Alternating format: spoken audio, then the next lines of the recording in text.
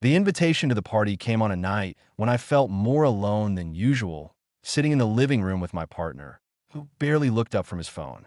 We had been together for years, long enough for our habits to become patterns and our patterns to become silence. I tried to speak, tried to bring up the distance forming between us, but each attempt dissolved into small, tired replies. It wasn't anger or cruelty, just neglect, the soft kind that creeps up slowly until you realize you haven't felt truly seen in months. Maybe that's why I accepted the invitation so quickly. Maybe I was just looking for something that reminded me I was still alive, that I didn't plan to stay long.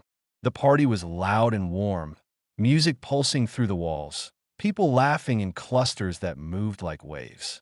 For a moment, I stood at the edge of the living room, unsure if I should go back home before anyone noticed I'd arrived. But then a group of strangers smiled and nodded at me from across the room, and the hesitation faded. I stepped in, letting the rhythm of unfamiliar voices carry me deeper inside. I wandered through conversations, picking up pieces of stories that didn't belong to me. No one asked about my relationship, my work, my quiet sadness. No one needed to. It felt freeing to just exist without expectations. I found myself near the kitchen, sipping a drink I didn't even like, when I noticed three men watching me. Not with intensity or threat, but with curiosity. They stood together comfortably, laughing among themselves, each with a distinct presence. One had a calmness in his eyes that made him seem grounded. Another carried himself with an easy humor that brought a smile to people before he even spoke. The third was quiet but observant, the kind of person who listened more than he talked. When they approached, it didn't feel like an intrusion. It felt natural, like I had been drifting through the party, waiting for someone to notice me. They introduced themselves, and I found myself relaxing, drawn in by their warmth. They asked my name, how I knew the host, what I liked about nights like this. Their questions weren't shallow. They were genuinely trying to know me. I was surprised by how much that simple attention affected me. I laughed more in the first 10 minutes with them than I had in weeks at home that, yes, we talked. I felt the familiar tug of guilt somewhere in the back of my mind, but it was muffled beneath something else, relief. The calm one asked if everything was okay, his voice gentle, and I almost told him everything right there. Instead, I said I'd had a long week. He didn't press. He just nodded, as if he understood exhaustion that came from deeper places. The humorous one made a joke that caught me off guard, and I laughed, really laughed, a sound that felt foreign to my own ears. The quiet one watched me with a kind of perceptive softness, noticing things I didn't say aloud. Their presence wrapped around me, not overwhelming but deeply attentive, and I realized how much I had missed being looked at like I mattered. Time slipped by without me noticing. The music felt different now, softer somehow, or maybe I had changed. A sudden burst of noise from the other room made the quiet one lean closer, telling me it was too loud to continue talking here. His suggestion of finding a quieter place wasn't flirtatious. It was considerate. The other two agreed, glancing toward a hallway that led away from the chaos of the party. That I hesitated for the first time.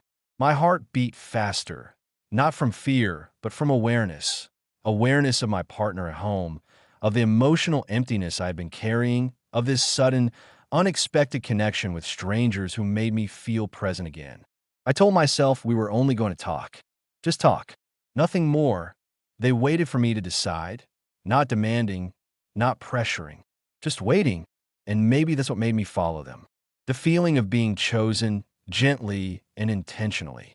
I stepped away from the crowd and walked with them through the hallway, each step quiet, each moment filled with a growing tension I couldn't name, till we stopped at a door slightly cracked open, the muffled sound of music fading behind us. One of them pushed it gently, revealing a dimly lit room, warm and calm compared to the party outside. My breath caught, not because of danger, but because of possibility of conversation, of connection, of understanding that I've been hungry for far too long. They stepped inside, and then they turned back to me, waiting again, giving me the choice that I crossed the threshold, the door closing softly behind us. The room felt like a world separate from the noise outside, quiet enough that I could hear my own breathing, steady but heavy with emotions, I hadn't begun to untangle. Soft amber light filled the space, casting gentle shadows that made everything feel calmer, slower. The three men didn't crowd me. They moved with a kind of respect that eased the knot in my chest.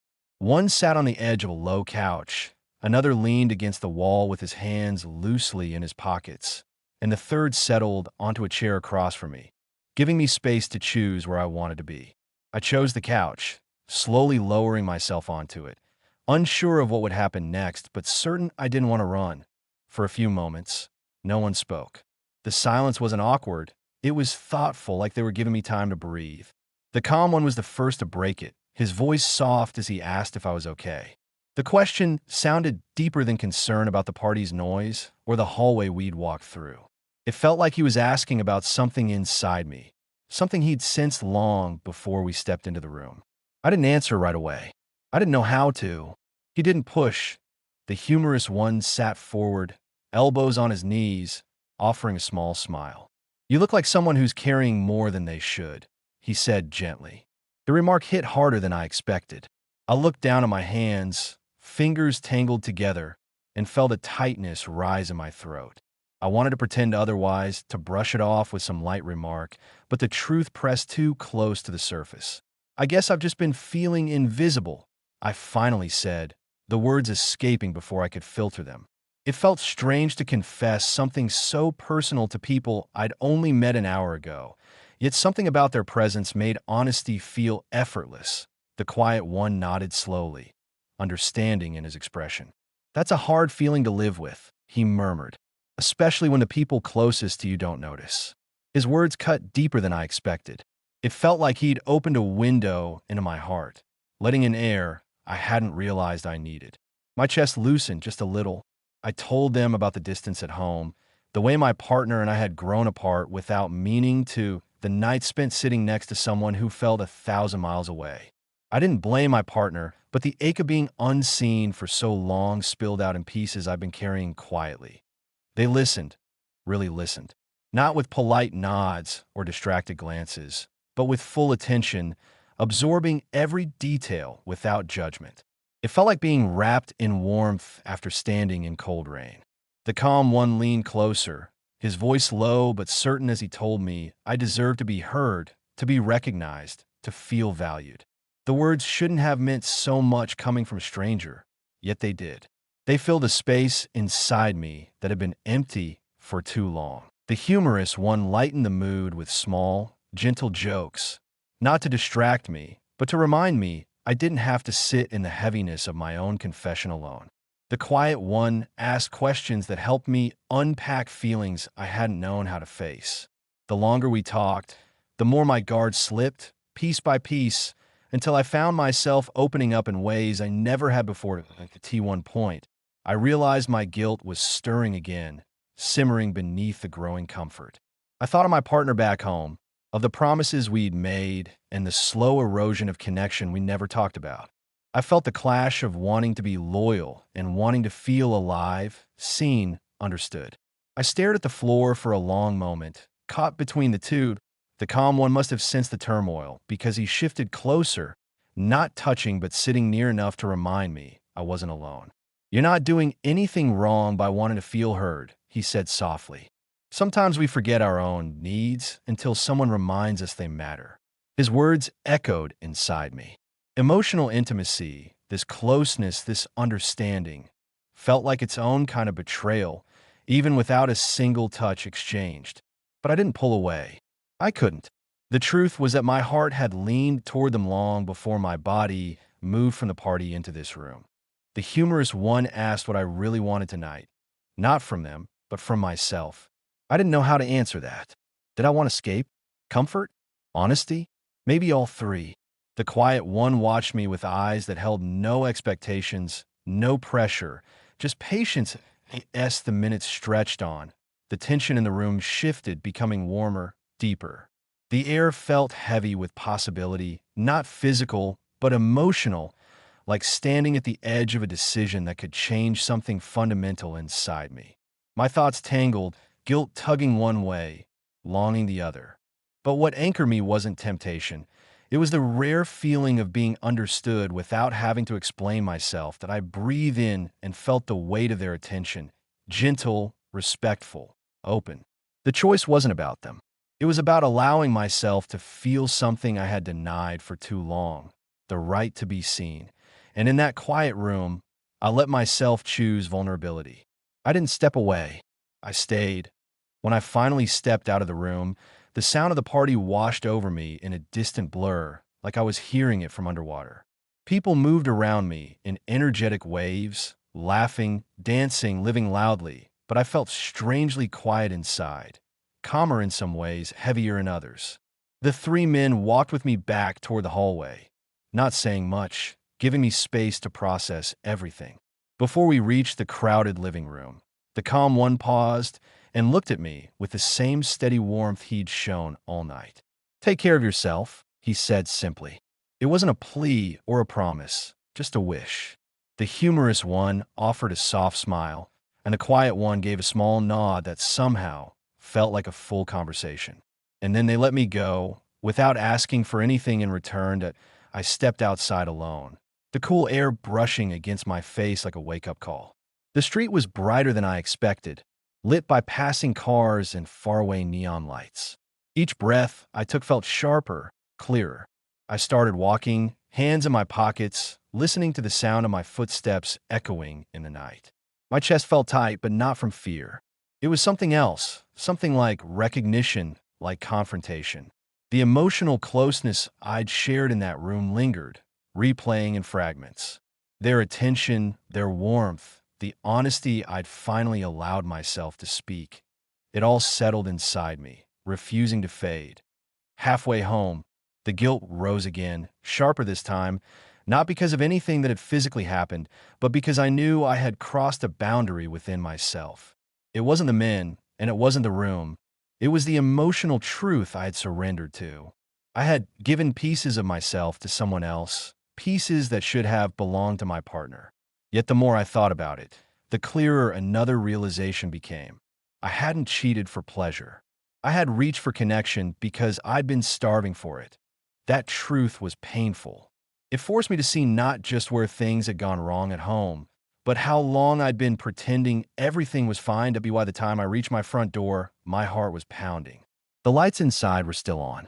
My partner was on the couch, the television humming softly in the background. When he looked up at me, there was no anger or suspicion, just fatigue, the kind that mirrored my own. I stood there for a long moment, unsure how to begin. But the weight in my chest told me silence would only keep us drifting further apart. "I need to talk," I said quietly. He muted the TV, confusion flickering across his face. I sat next to him, leaving a small distance between us, not out of resentment, but because I needed clarity. My voice trembled as I spoke, not with fear of his reaction, but with the fear of finally admitting what I'd been feeling for so long. I told him I felt unheard, unseen, disconnected. I told him how lonely I'd been even while sitting beside him. I didn't mention the party or the men, not because I wanted to hide anything, but because that night was only a symptom of a deeper wound we had both ignored. I explained that I had reached a breaking point, that I had needed someone to listen, and that it frightened me how easy it had been to find emotional comfort elsewhere. He didn't interrupt. He didn't defend himself. Instead, he stared at his hands, eyes glossy with something between guilt and realization. When he finally spoke, his voice was small. He admitted he had withdrawn too, overwhelmed by his own stresses, thinking I would understand without him having to say the words. He apologized, not dramatically, but honestly that we talked for a long time, more than we had in months. I felt pieces of tension unravel with each confession, each explanation. It wasn't perfect. It wasn't clean. It was raw and shaky and real. That at some point, we reached a crossroads. We both felt it, the moment where we had to decide what our truths meant now. He asked if I wanted to stay, if I believed we could rebuild. I didn't answer immediately. I looked at him and realized I still cared, but caring wasn't the same as thriving. The night at the party had shown me something uncomfortable but undeniable. I needed connection, presence, emotional warmth, and I had been living without it for far too long. So I chose honesty. I told them I wasn't sure we could fix what had been broken slowly over years. I told them I needed space to understand myself again. The words hurt both of us, but they were the most truthful ones I'd spoken in a long time. He nodded quietly, tears gathering in the corners of his eyes. There was no yelling, no dramatic ending, just two people acknowledging the truth of what they had lost. We decided to part peacefully, not out of anger, but out of respect for what we once had and the person each of us needed to become. Later that night, I found myself standing by the window, watching the distant glow of the city. The choices I'd made weighed on me, but they also illuminated something important. The night at the party hadn't been about the three men at all. It had been about me, about the loneliness I'd ignored, the vulnerability I'd buried, the connection I'd been too afraid to ask for, that I wasn't proud of everything that happened, but I wasn't ashamed of the truth it forced me to confront. Sometimes infidelity isn't about desire, it's about awakening. And as I stood there, breathing in the quiet of a new beginning, I realized that this moment, this honesty, was the first step toward becoming whole again.